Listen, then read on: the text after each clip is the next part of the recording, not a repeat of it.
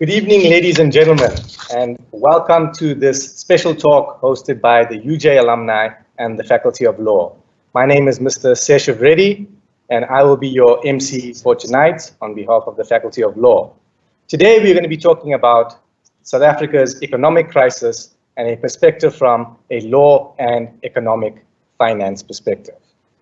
Before we start, I just want to give a bit of house rules. I will give each speaker a chance to speak.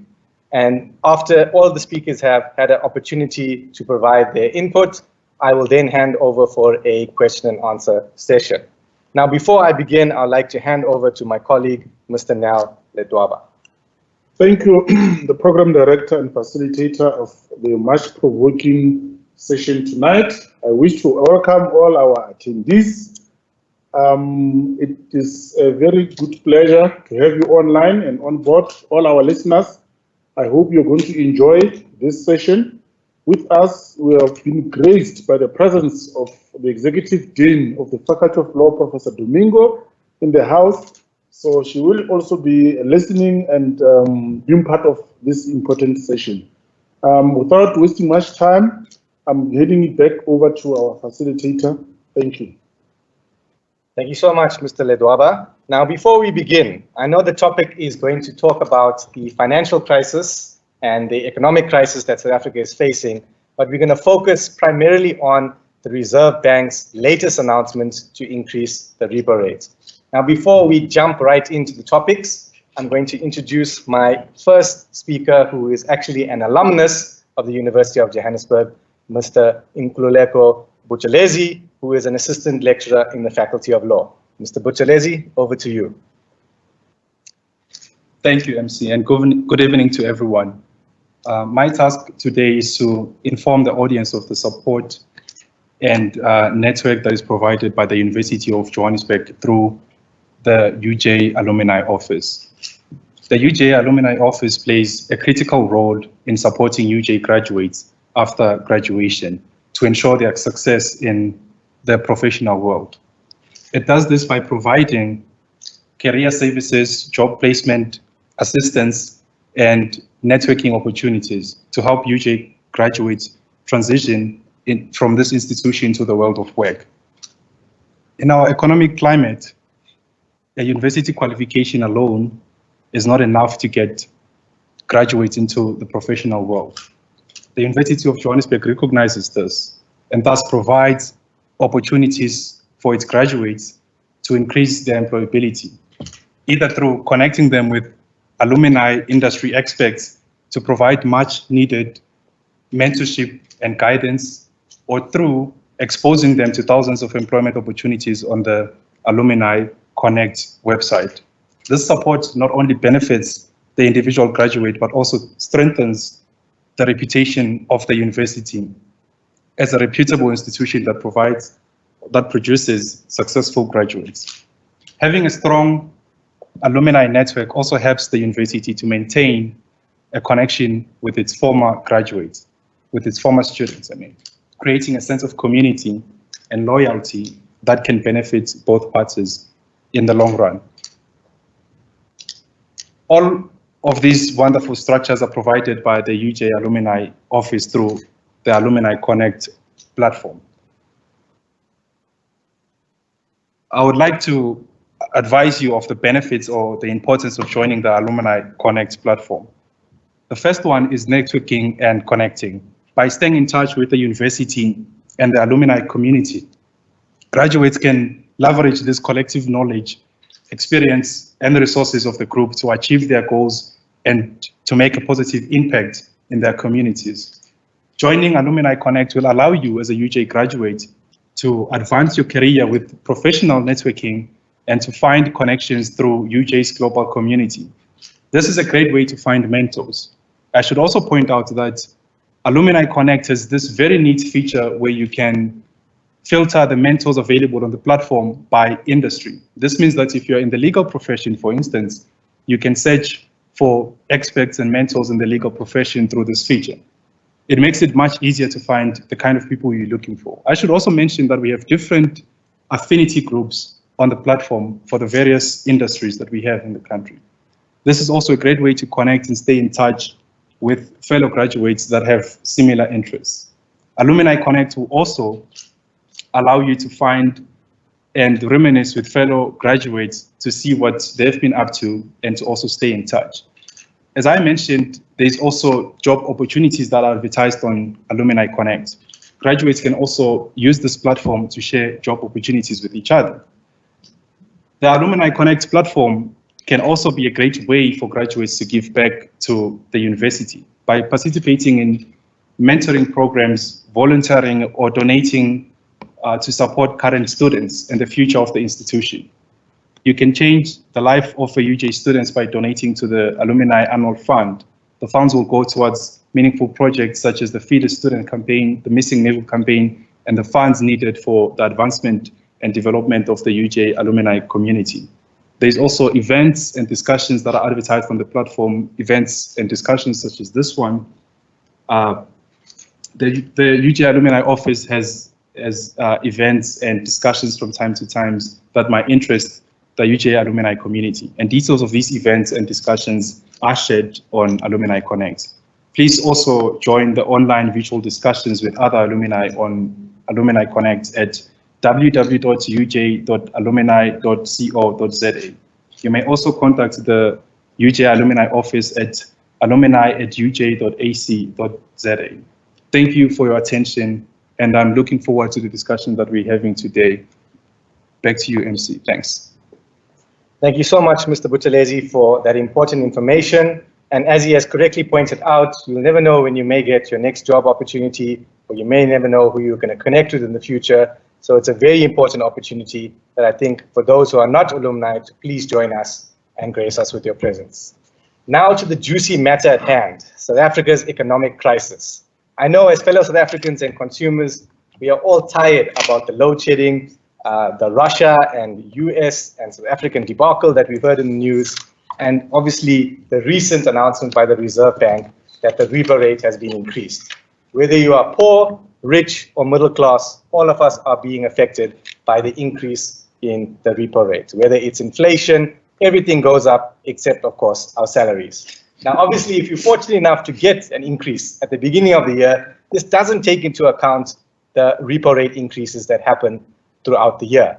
And from 2021, there's been so many increase in the basis points that I can't even count. So over to my first and most important speaker, I would say, from an economic point of view.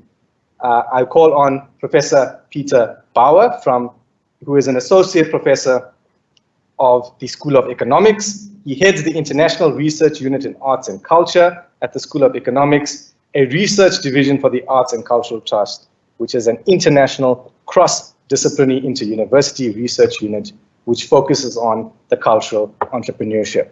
So over to you, Prof. Peter Baur, for your thought-provoking talk. Thank you, MC. It is an absolute great honor and privilege to be here today.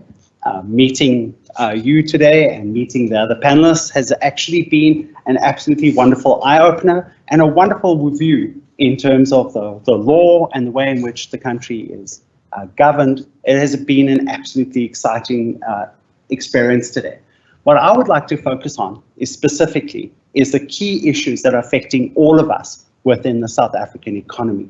And one of those is obviously being the repo rate, or the change in the interest rate that most of our households, most of our consumers are actually faced with on a daily basis.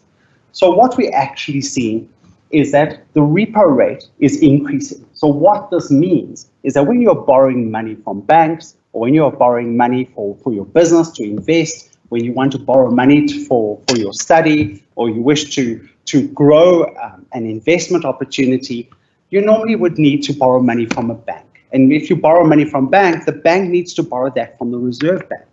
In order to get the money from the Reserve Bank, the bank has to offer up certain assets to the Reserve Bank, which they agree to buy back at a slightly higher price in the future.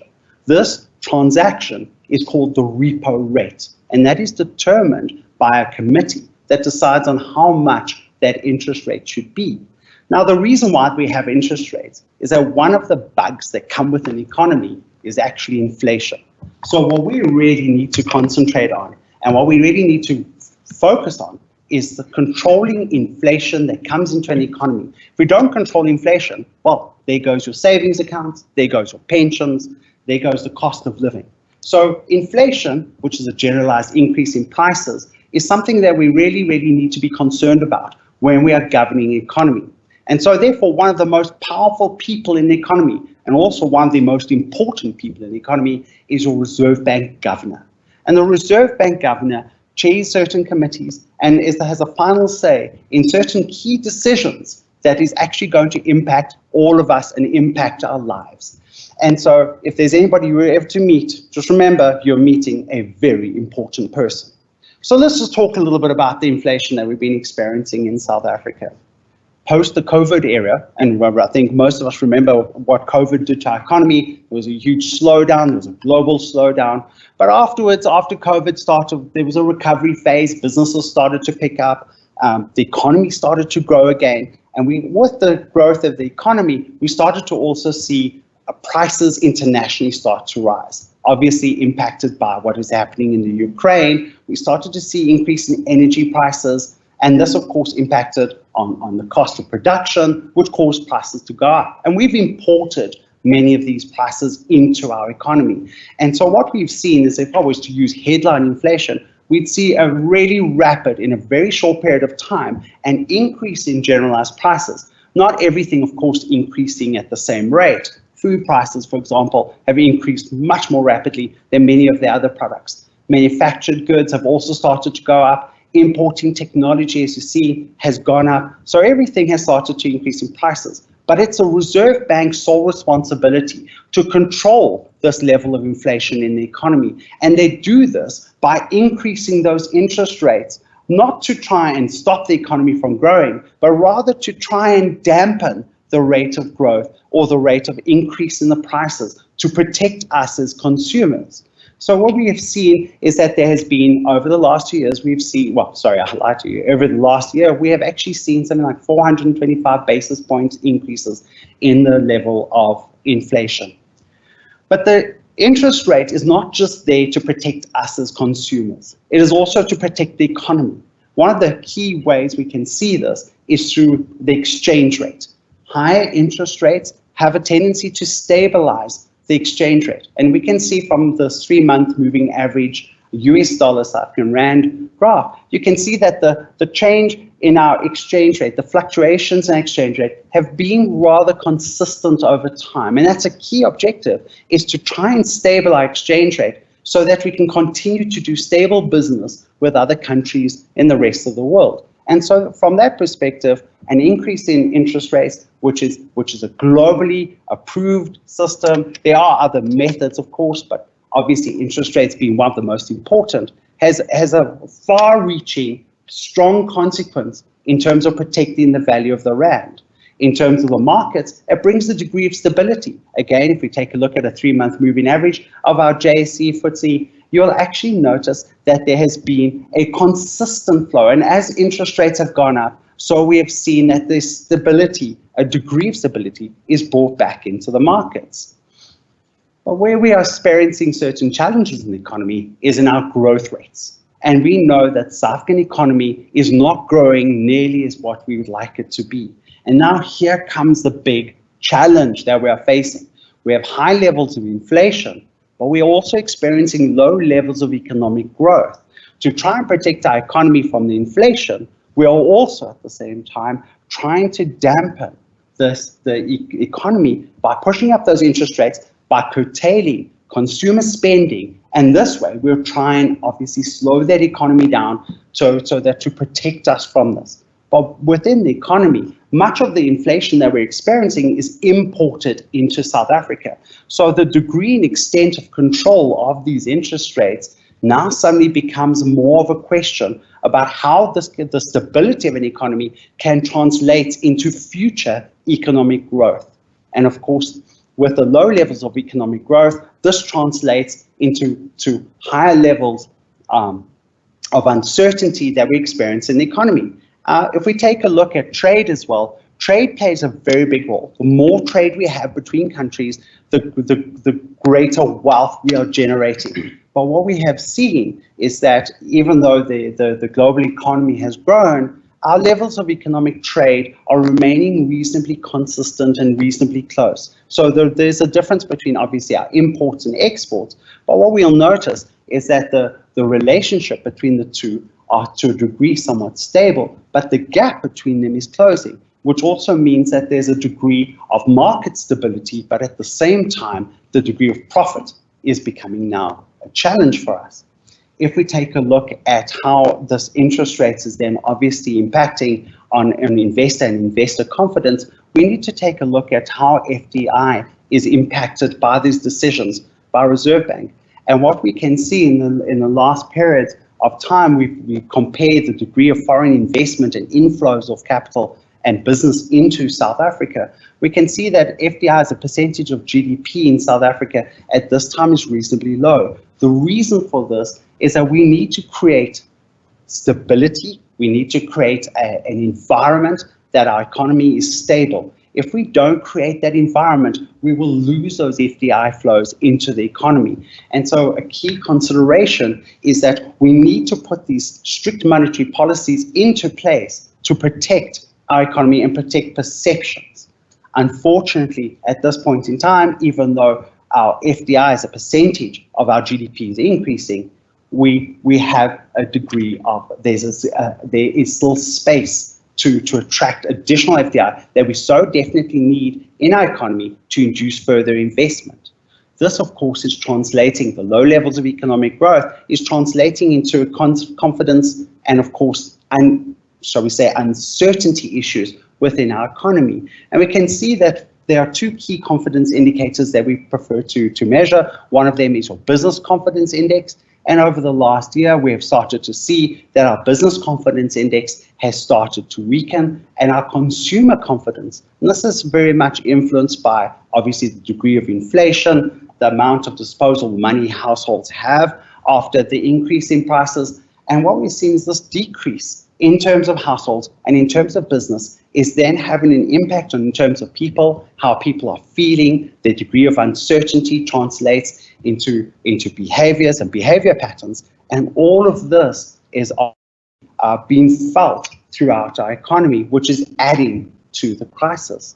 Another key feature that we need to look at within the economy is the degree of businesses that are surviving through this very difficult time that we have. So the low levels of economic growth and the very high levels of interest rates, we are seeing that businesses on two levels. Firstly, in terms of companies, the degree of insolvencies is reasonably stable. But in terms of insolvencies and personal businesses and partnerships, we can see it being much bigger. And so what we are seeing is that the access to capital, the affordability of doing business is now under even more pressure with the increase in interest rates. And so now we have this trade-off between businesses being able to do businesses and the need to stabilize our overall economy. A very key feature in terms of all of this is the unemployment level. And we can see that the unemployment level, while post-COVID, we've seen unemployment levels actually go through an increasing phase. But then as late 2021 to 2022, we are able to see unemployment come down ever so slightly.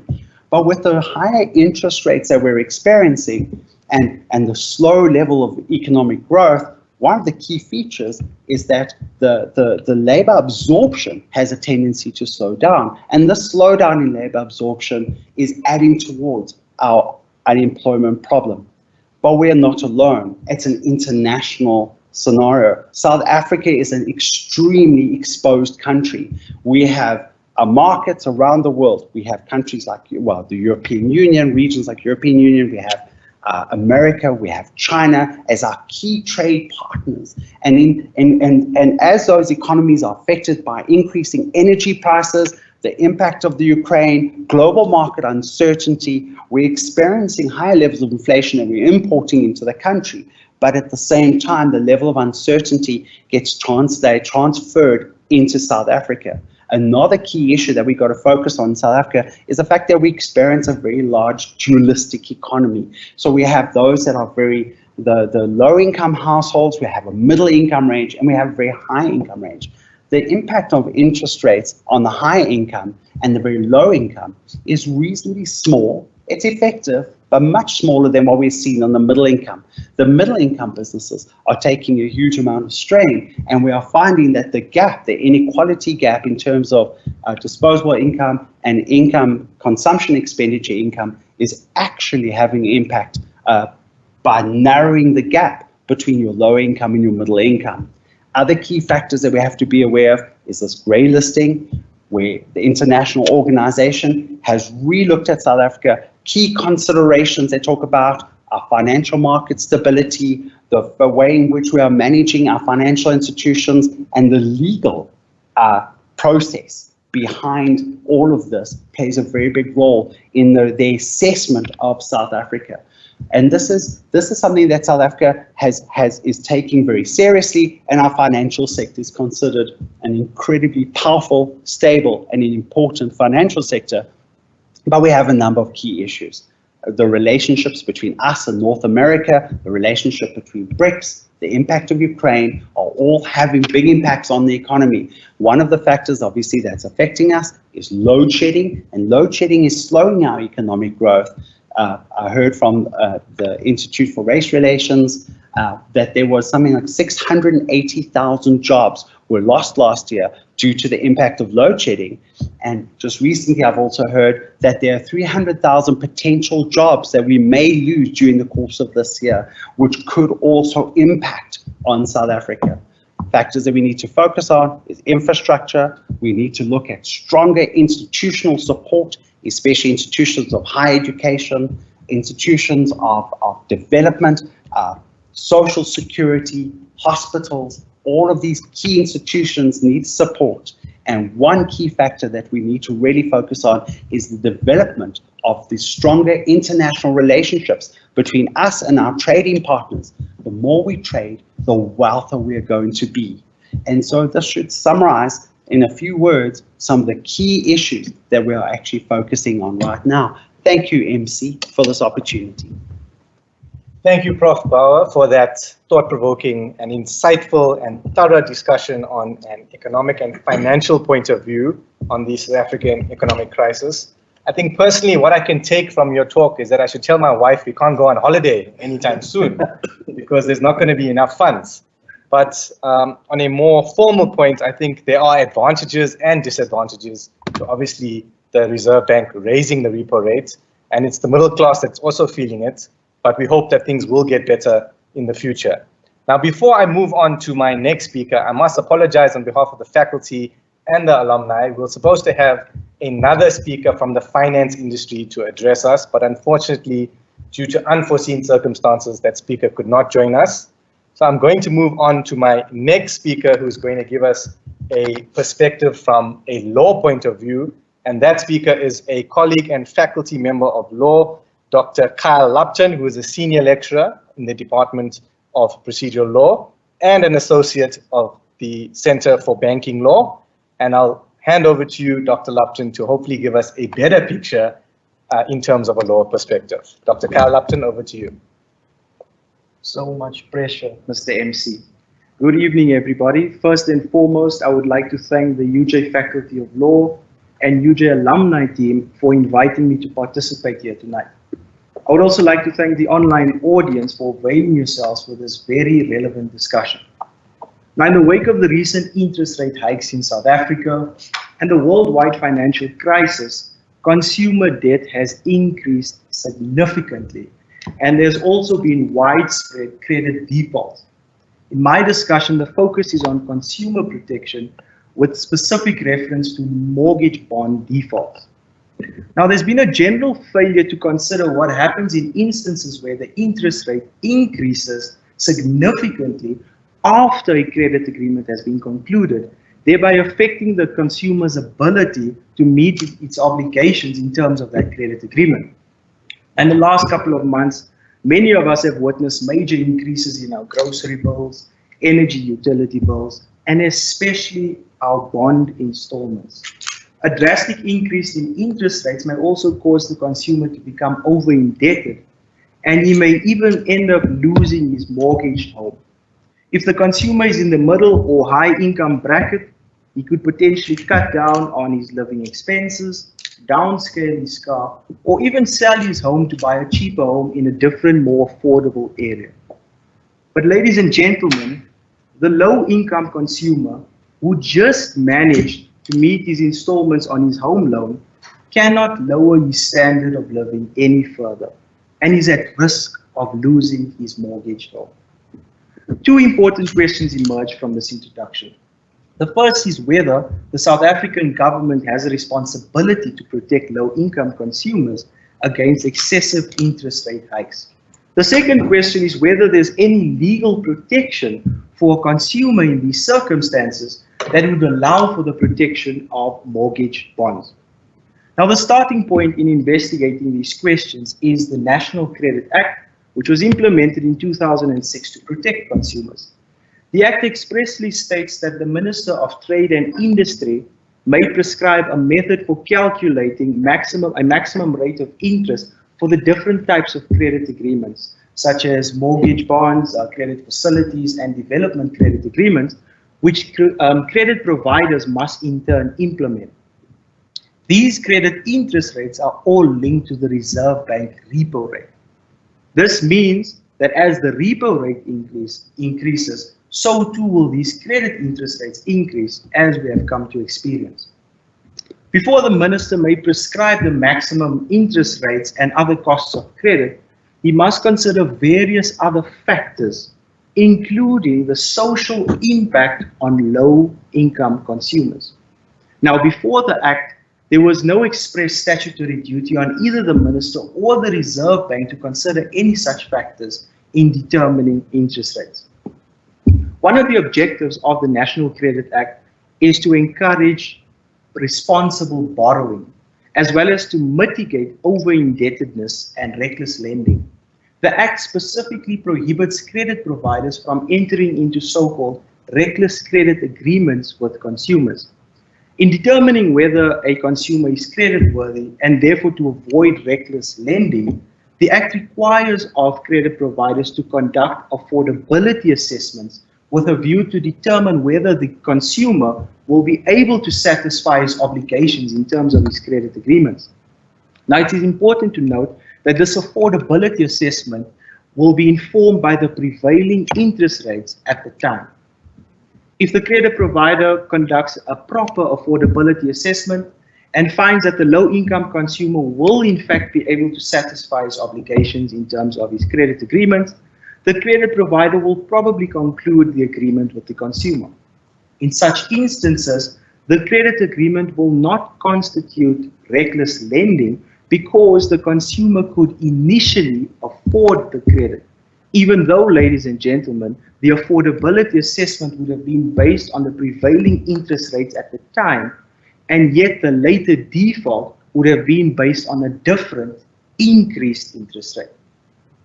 Although the provisions of over-indebtedness and the mechanisms of debt review and restructuring provided in terms of the Consumer Protection Act are at the disposal of the consumer and may be useful in instances of defaults on movable property loans, they might not adequately protect the low-income consumer that is at risk of losing his mortgage home due to excessive interest rate hikes. For example, in the case the consumer's debt are restructured successfully, part of the restructuring plan may entail that the mortgage home should be sold.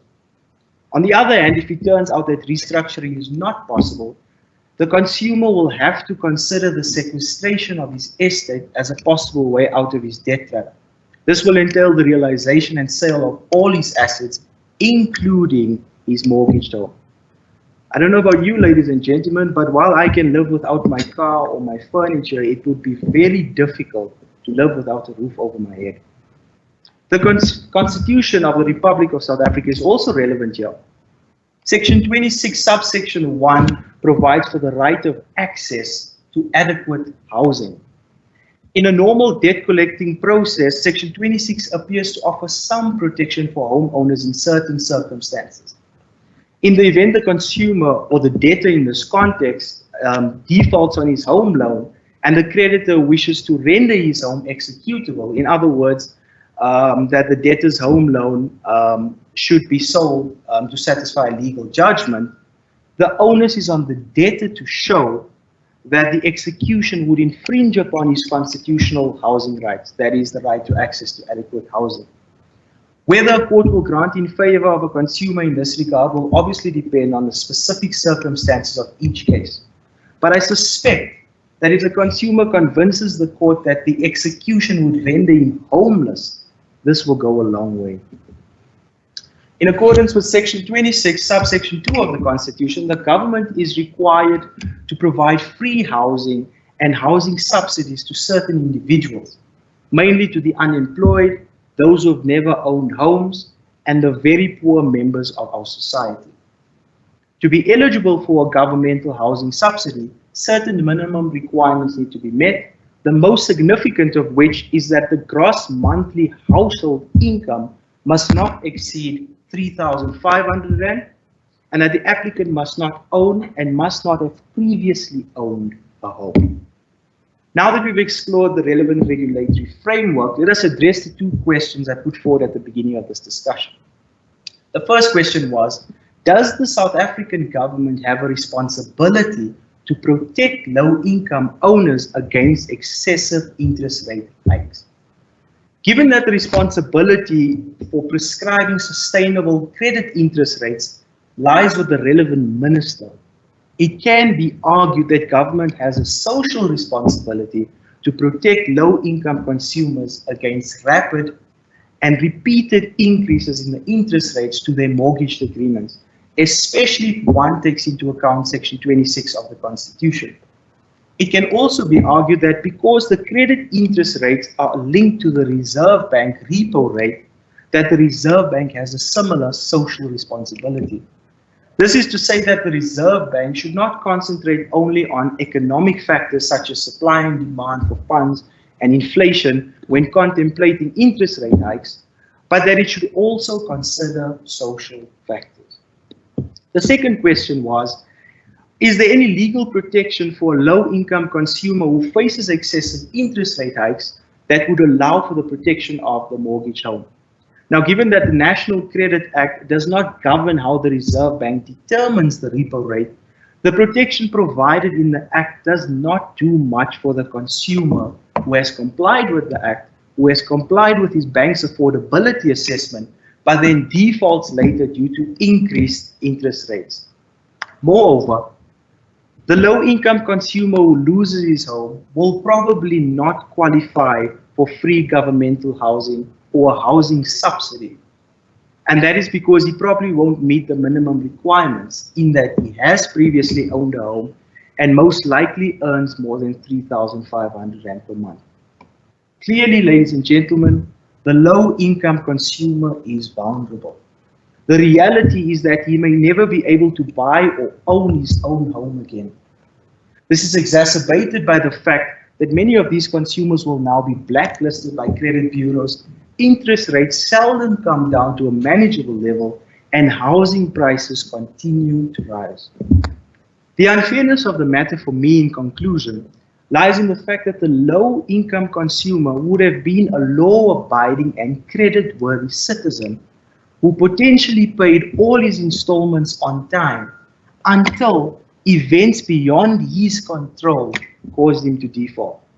It seems to me that there's no real legislative protection for consumers in these circumstances. And as a matter of public policy, there should be. This issue must be addressed by the legislature and government as a whole, but the exact means of doing so are yet to be worked out. Thank you very much. Over to you, Mr. MC. Thank you so much, Dr. Lupton, for that morbid speech. I think we were expecting better news from you, but I think it paints a realistic picture of the crisis that we have in South Africa. So from an economic point of view and from a legal point of view, we are in for tough times, and we do hope that things do get better in the future.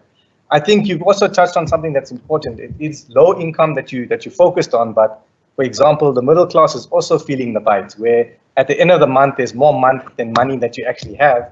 And now you're dipping into your savings that's supposed to be used for other things. So the money that you do have is now going to be used for necessities, for example, buying food.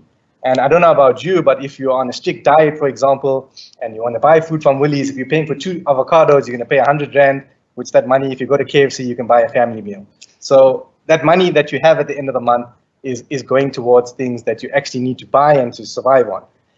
I think now it's time. I do see we have questions in the chat. So if anybody does have a question, please pop it in and we'll take it over to our question and answer session. So I think starting off, the first question says, taking into account the limited measures that the government has, I think this is directed to you, Prof Baur. This based on the fact that our economy is influenced heavily by first world economics. Do you think with the limited resources and the fact that we have to now obviously keep up with international trends, is there anything else that can be done, bearing in mind that we are also not high up as a first world country? Yes, I think the Reserve Bank needs to take the consumer into consideration. They have to take the people into consideration. Excessive interest rate hikes are dangerous. If we are already an economy which is slowing down, we can already see that with negative growth figures. We can see that if we're trying to slow the economy down even more, the implications could be dire for both business sector, for household consumers. The middle income group are those that are harmed greatly in the moment, especially those that do have bonds. And those that people, if we just think about ourselves, how many of us have kids? How many of us take loans to support kids through education? How many of us take loans to buy a car so we can get to work? All of these are going to impact us greatly, and therefore the social responsibility is on the Reserve Bank governor to actually decide what is right for the economy. The brakes are already on the economy. We have very high negative impact due to load shedding. It shouldn't be called load shedding, it should be called energy crisis in South Africa. And the economy is slowing down, and this is impacting on unemployment. We need to be socially sensitive to the people within the economy. We need to create an economy that can expand and grow. And yes, it is important to have a stable exchange rate. It is important to maintain our inflation. But our overarching key responsibility is the people that pay the bills at the end of the day. If everybody's going to default, we're not going to have an economy left. Thank you, MC. Thank you, Prof Baur, for that response. I think there was an open-ended question as well to ask, what can we do as consumers proactively to help alleviate? This can be aimed at both my panelists. What can we do as consumers to proactively alleviate the burden on the financial circumstances that we are facing? Thank you so much for the question.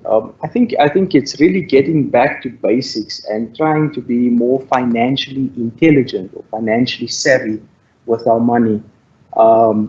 Taking on debt, unnecessary debt, should be avoided.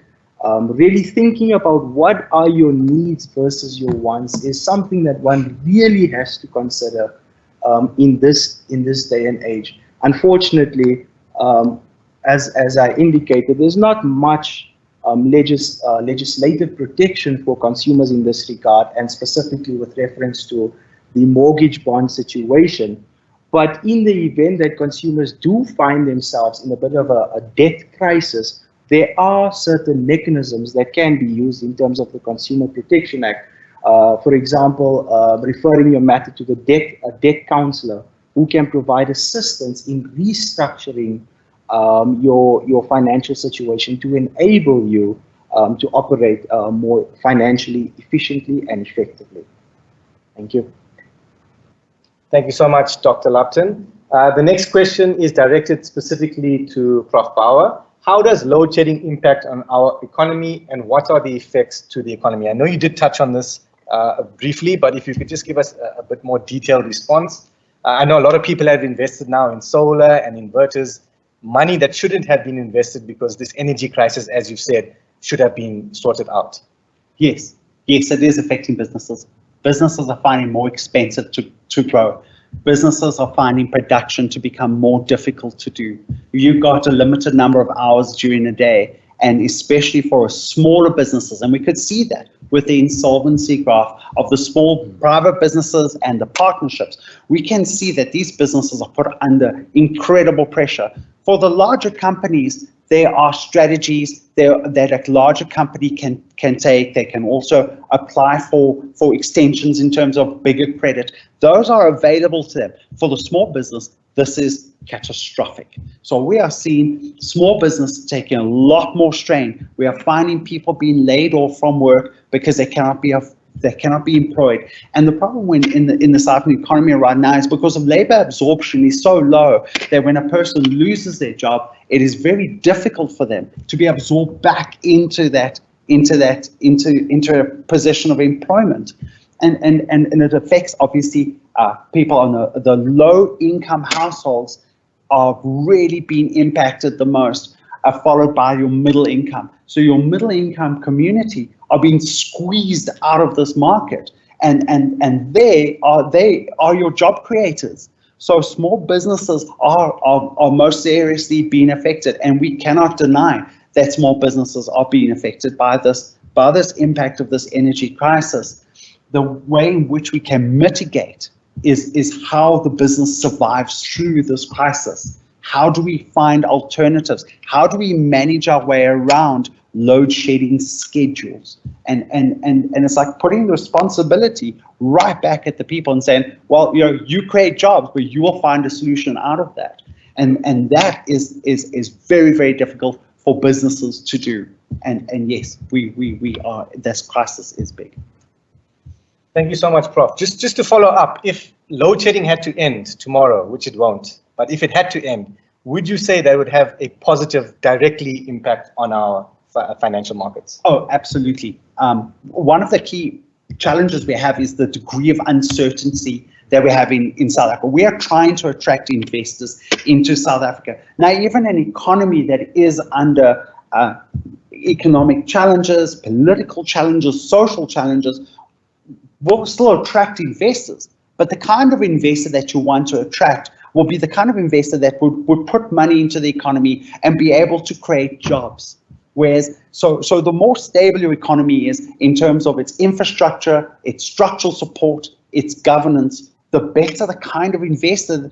That's terrible language from our side, but the better your investor that's going to come into the economy, and the more positive the effect's going to be.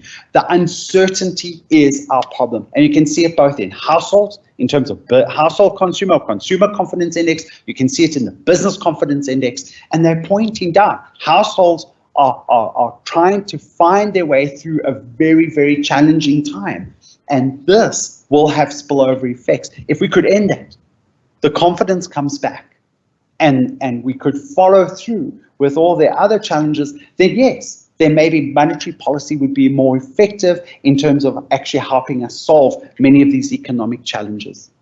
Thank you, MC. Thank you, Prof. The follow-up and another question directed, I think, to both of you is, Prof, you touched on infrastructure, and Dr. Lupton, you also said that we're coming to a place where if the interest rates go up more, we're going to have to let go of our houses or our cars, and sometimes we can't do it without transportation. So the comment made was, if infrastructure could be improved, for example, railways and public transportation, do you think that could have some sort of positive impact on the financial markets? I'm going to lead on this one, most definitely. Trade creates wealth. The more we can get our products to the market, the faster we get our products to the market. And it's from the producer to the market, or from the market to the international market. We need to move large quantities of goods, be it from manufacturing, be it from primary sector to the ports. And we have seen bottlenecks taking place along our railway infrastructure. Road infrastructure is taking strain. Energy prices, of course, impacting on that. And so we need to facilitate easier flow through the ports, onto the ships, and into the international community, where we are generating the wealth that this country really needs. Thank you so much, Prof. Another question, and I think something that we talked about just before we had this topic, is why is the Reserve Bank continuously hiking the interest, the repo rate? Why, as you said, there's a slow growth, in fact, sometimes even a negative growth in the country. Why do you think they are doing it, especially with such a high rate of unemployment? And what do you think is the justification behind these continuous repo rates, Prof? Right. Inflation is a killer. Inflation kills business. It kills growth. Your savings, your pensions get dissolved. In a country that has very high levels of inflation, you lose all that wealth. Everything that you invest into the economy gets lost. So we push up those interest rates to try and slow that inflation down. But another key factor is that the markets have perceptions on South Africa and our financial market stability. And it is one of the key perceptions is the rigor and the amount of, shall we say, control that the Reserve Bank has in the financial markets. We need to give our financial markets a credibility. And we do that by regulating that debt. We regulated the credit growth. We regulate it so that we can protect our exchange rate. If our exchange rate weakens, yes, it'll induce for greater exports, and there is room that we can actually work within. But the dangers of a financial market collapse, or the dangers of financial institutions not achieving those financial goals, has a huge weight and a huge burden to our economy. Thank you so much, Prof. The next question is directed to Dr. Lupton. Is it justifiable for hard-pressed consumers to withhold tax payments if there's rampant corruption and government mismanagement? So basically, does two wrongs make a right? Thank you for putting it in that manner, Mr. MC. No, two wrongs do not make a right. Withholding tax on the basis of government's inabilities, or whatever the case may be, or corruption, is not justified. Consumers in these tough times need to investigate alternative ways in which they can better make use of their money and save, with the aim of really just trying to survive in these tough times. But yes, two wrongs don't make a right. No.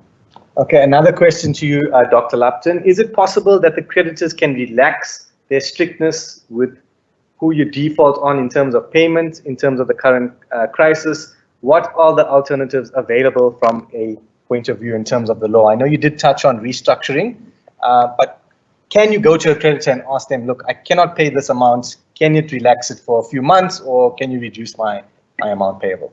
Absolutely. So ultimately, consumers will want to avoid getting into a situation where you are at loggerheads with the credit provider. You don't want to get to court. That costs money. There's an administrative burden attached to that. So you want to sort of find alternative remedies to avoid getting into default, credit default. And one of the ways you can do that is actually to approach your credit providers and ask for a payment moratorium, a payment break. Depending on various factors, your credit provider may be willing to do so. In fact, during the COVID period, many consumers were given sort of a payment break in relation to their mortgage bonds by the banks. But it's important that consumers are actually made aware of this possibility, because many consumers are not. So yes, the alternative, Mr. MC, is in fact to approach your credit providers in respect of the various credit agreements you have, to try and seek a way of better managing the credit. Of course, a payment break would have implications on the term of the agreement, but that's a trade-off that one would need to really consider. Thank you, Dr. Lupton. Another question is, do you think there should be any significant changes in terms of policy or implementation regarding the economic crisis? So sort of what you just touched on now, similarly in terms of COVID, how they gave us payment breaks, the fact that the interest rate keeps on going up. Do you think there should be any policy changes made now currently to help the low-income people to alleviate them from this economic crisis? Absolutely, there should be policies that should be formulated to deal with the current economic crisis that we face in South Africa. And I think it's important to also note, and my colleague Professor Baur touched on this, the plight of the South African consumer is not limited to the Reserve Bank increases, but there are many other factors that one has to consider. I mean, we're talking about grey listing that recently took place. We're talking about South Africa's relationship with Russia that our strong trade partners are frowning upon. So I think that from a policy perspective, South Africa needs to take a strong stance. The government needs to adopt a national policy to deal effectively with all these crises that we are currently facing. Yeah. Thank you, Dr. Lupton. Another question for you. Is there nothing in the NCA that can state that as a second respondent, the state should be form part of security in cases of execution for financial obligations where consumers cannot meet those financial obligations? Do you think they can be cited and be held almost responsible or liable because we've been put in this situation? That's a very, very interesting question. To my knowledge, and without being able to conduct further research, my answer would be no. As the creditor, you entered into an agreement with the credit provider. Therefore, it's up to you to satisfy the obligations in terms of that agreement. Of course, the overarching principle and the argument I made in my discussion is that I do believe that it can be argued that government has a social responsibility to consider the consumers when determining credit interest rates, and of course then the Reserve Bank when determining repo rates. But to essentially pull government into litigation because one can't afford to pay their credit agreements, that's a difficult one to follow through on. Thank you, Dr. Lupton. Prof Baur, an interesting question in the chat is, do you think because of the current state of load shedding and the fact that it may worsen in winter, we saw that it's possibly stage 8 or stage 7, and there were obviously rumors in the beginning of stage 16.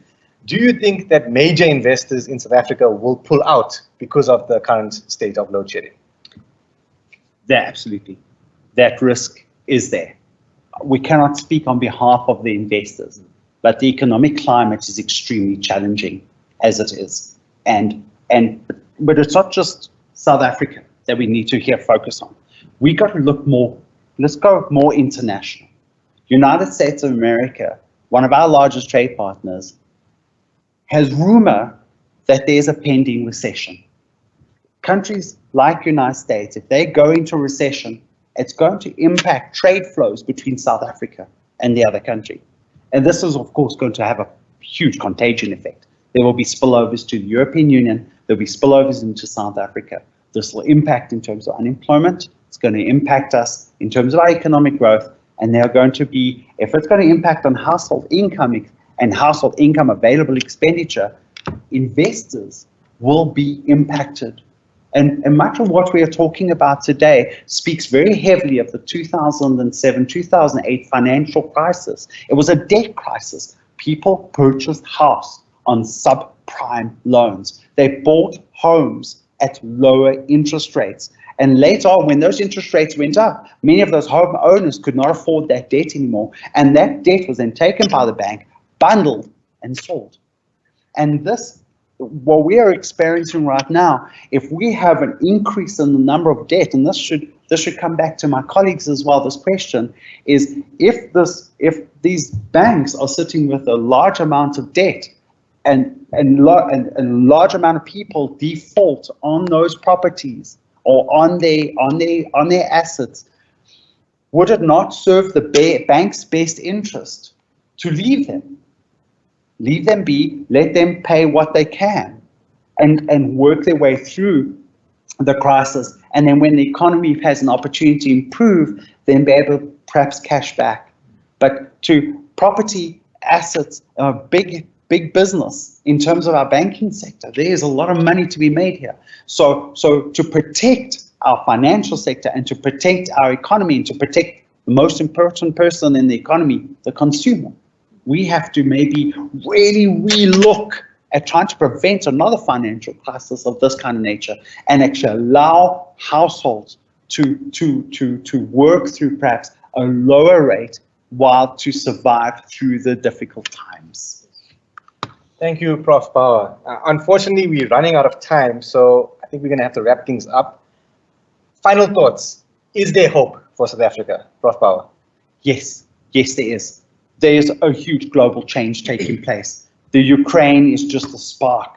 We are seeing greater levels of uncertainty taking the world by storm. We are seeing international relationships being built up with countries like in South America, other countries in Africa. Suddenly, countries that are rich in resources are becoming more interesting. Political friendships are being created. Political enemies are being created. And right now, there's a huge international political shift which is leading to huge uncertainty. The emerging economies have to date been considered a alternative to the many of the challenges that we experience within the developed countries. So what we are seeing is that South Africa does provide a haven. It does provide hope. There are a number of key factors that we need to overcome, some hurdles we need to really overcome. But I think in terms of living in South Africa, we are extremely privileged to be here. We are privileged to be a part of this country, to have such a wonderful people in this country. And we need to protect it, but we need to protect our economy. And we need to protect ourselves. Dr. Lupton, from a legal point of view, do you think that the law can perhaps do more and provide hope to its citizens and consumers? Yes, I do think that the law certainly can do more and provide more protection to consumers, even in these turbulent times that we are in. South African law, contrary to popular belief, South African law is formulated exceptionally well. We have some of the best laws, generally speaking, some of the best laws in the world. Many developed countries look at South African legislation as a model, or to base their legislation or development in that regard. And so I think South Africa, from a legal perspective, certainly can do more to protect the consumer, not just in relation to mortgage bonds, but also in relation to consumer debt in general. We have the means, we have the resources, specifically in terms of the mechanisms, in terms of the Consumer Protection Act. Perhaps in some instances, they could be the scope thereof could be expanded to cater for previously excluded consumers. But I do think the legal framework is there to be used for the benefit of the consumer. We just need to tap into that by putting our heads together with the aim of protecting the consumer. Thank you so much, Dr. Lupton. Ladies and gentlemen, you heard it here first. As us, as South African citizens and UJ alumni, we have the task to make South Africa a better place. I'd like to take this opportunity to thank both my panelists, Dr. Lupton and Peter Baur, and Mr. Nkululeko Buthelezi for presenting all their topics and giving us their addresses. And I'd like to thank the faculty and the alumni. I'd like to hand over to Mr. Nell Ledwaba to do the vote of thanks. Thank you so much.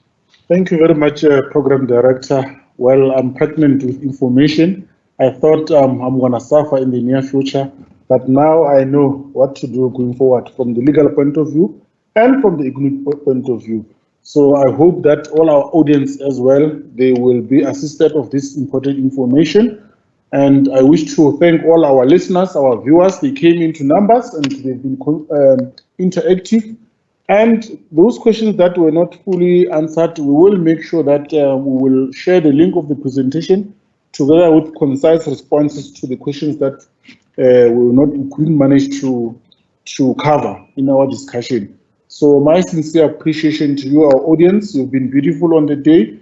And also I want to convey my sincere appreciation to our panelists. Of course, Mr. Buthelezi, Professor Baur. We really appreciate your presence, and also Dr. Lupton. That is very appreciative from our side.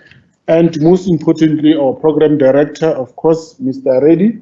You've made it possible, and hope that in future you're gonna stay in person and drive this ship again. Of course, our appreciation of course also are extended to our executive dean here with us. She graced us with our presence. not easy to have an executive dean here with us in most of our occasions, but our faculty of faculty of law executive dean is always with us, and we really appreciate that. From the alumni team, yes, Victor Kangale, Tabiso Maleti, Kopano Manoto, we really sincerely appreciate Angela and Tulufelo for your assistance. This has not been possible if it wasn't you. And also the marketing coordinator in the faculty, Kutso Kekana, assisted by Mchiane Mbuso. We really appreciate your assistance in this regard. From my side, also I need to thank myself. Yes, no one is going to thank me other than myself. Thank you myself. I really appreciate. Without forgetting our technical team, of course, Darrell and from the back seat there, they've been assisting us together with his colleague.